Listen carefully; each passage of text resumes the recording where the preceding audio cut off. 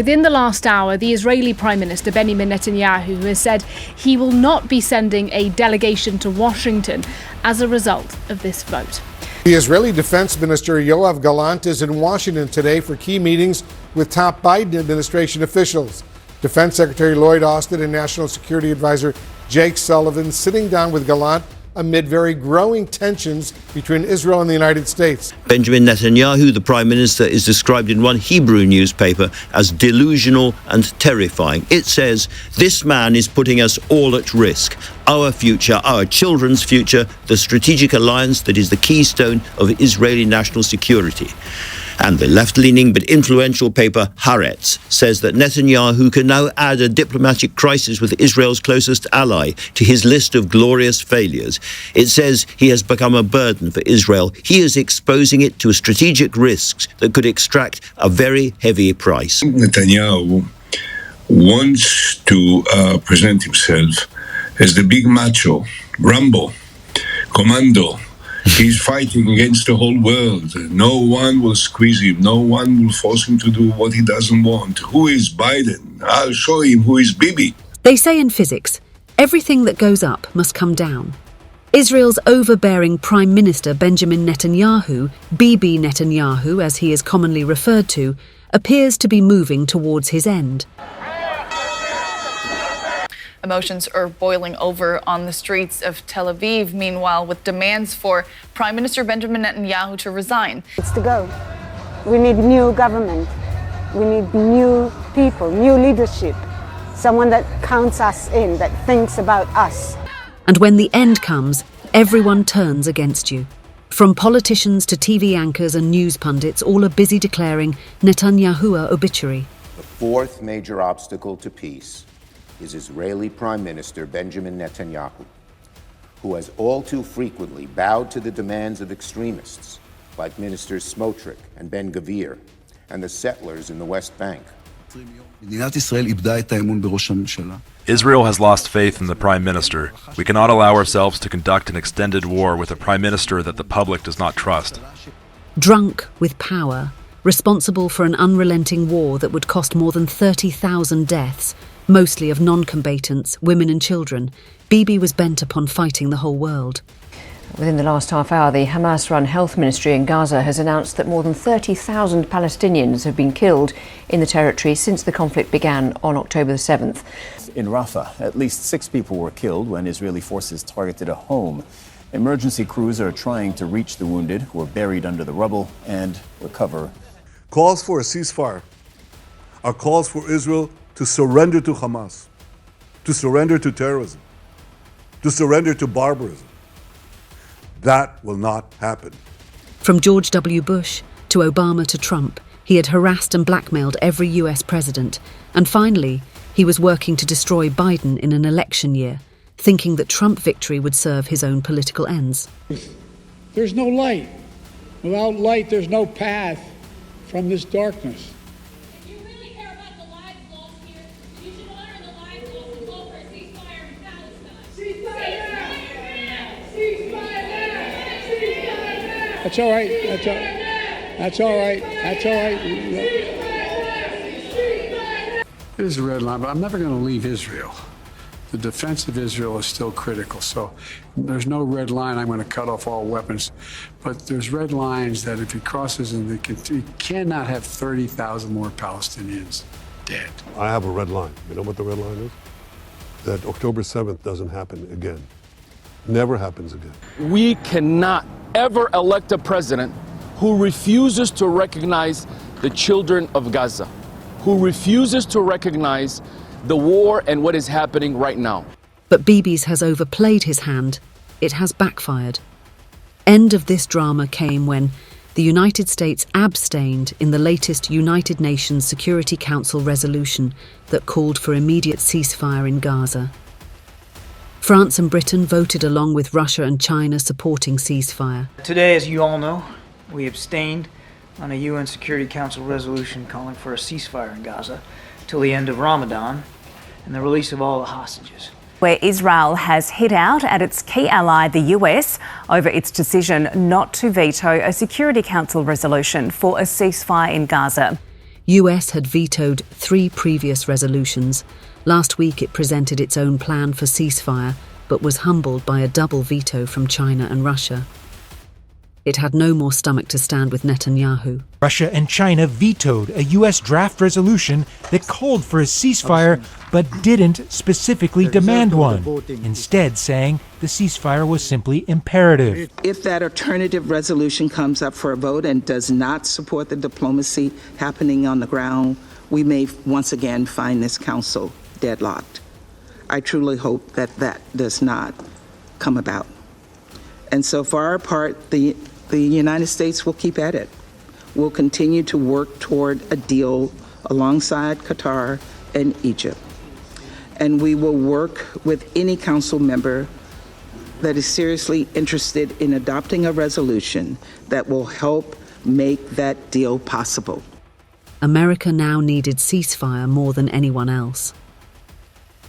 Bibi Netanyahu had warned that if US didn't veto that resolution, he will not send the Israeli delegation to Washington to talk over Rafah offensive. Benjamin Netanyahu is canceling this week's planned visit to Washington, D.C. by a high-level delegation. His office says they're protesting the passage of a UN resolution this morning calling for an immediate ceasefire in Gaza. Keep in mind that Biden had personally requested Netanyahu to send the delegation.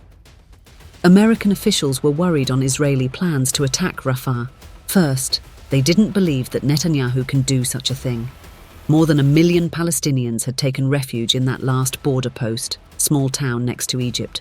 But when they realized that Netanyahu is asserting that it's the only way he can finish off Hamas, they wanted to counsel him. That provided the background to this personal request from Biden. A major military ground operation in Rafah is not the way to do it. It risks killing more civilians. It risks wreaking greater havoc with the provision of humanitarian assistance. It risks further isolating Israel around the world and jeopardizing its long-term security and standing. On the call today, President Biden asked the Prime Minister to send a senior interagency team composed of military, intelligence, and humanitarian officials to Washington in the coming days to hear U.S. concerns about Israel's current Rafah planning and to lay out an alternative approach that would target key Hamas elements in Rafah and secure the Egypt-Gaza border without a major ground invasion.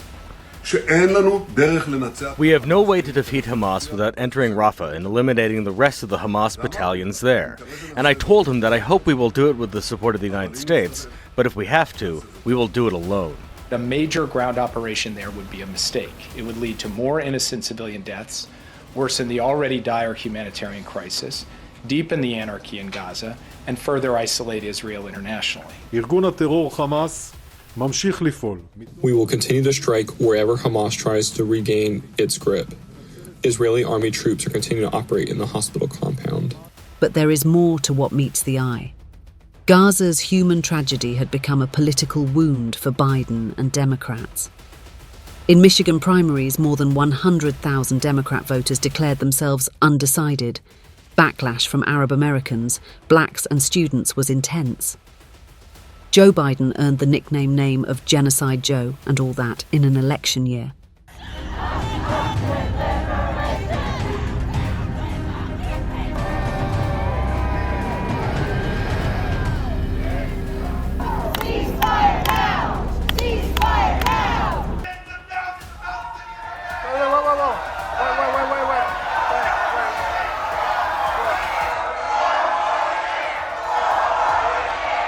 Ticket. No surprises with the winner being the incumbent President Joe Biden. But Biden's critics urged Michiganders to vote for uncommitted. A large portion of the Arab population of Michigan sending a message to the president, wanting him to do more in a deal to broker a ceasefire between Israel and Hamas. Netanyahu had his own political nightmare to deal with. In a 6-month-long war, after pounding the tiny Gaza with more than 50,000 kilograms of explosives and finally occupying the small strip, after killing more than 30,000 Palestinians in the process, Netanyahu's soldiers were only able to rescue 2 hostages and killed 3 in confusion. Only hostages that were released to join their loved ones were those released by Hamas through talks. How many have died inside the tunnel during Israel's bombing? No one knows.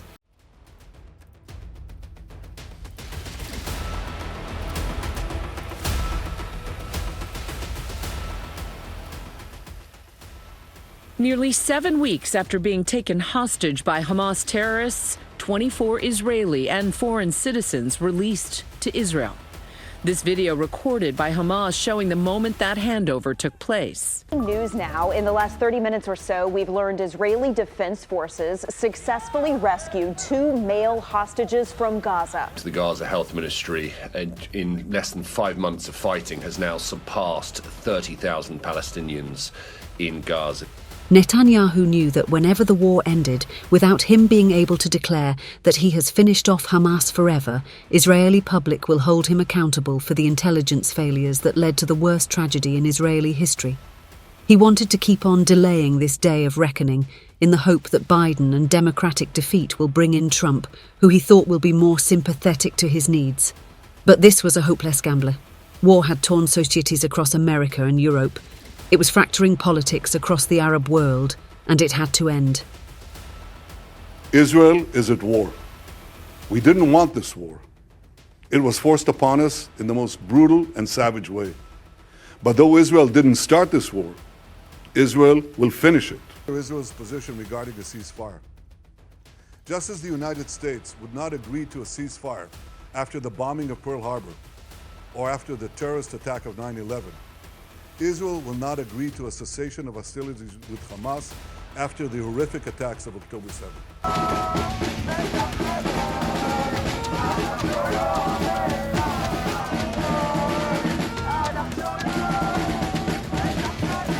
Biden and his team wanted permanent ceasefire so that aid convoys can flow in and reconstruction can start, bringing positive images of relief through TV screens. Netanyahu's politics stood in the way.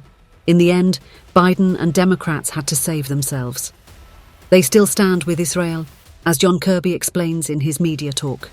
But America and Israel have both given up on Netanyahu. Bibi's era has finally ended.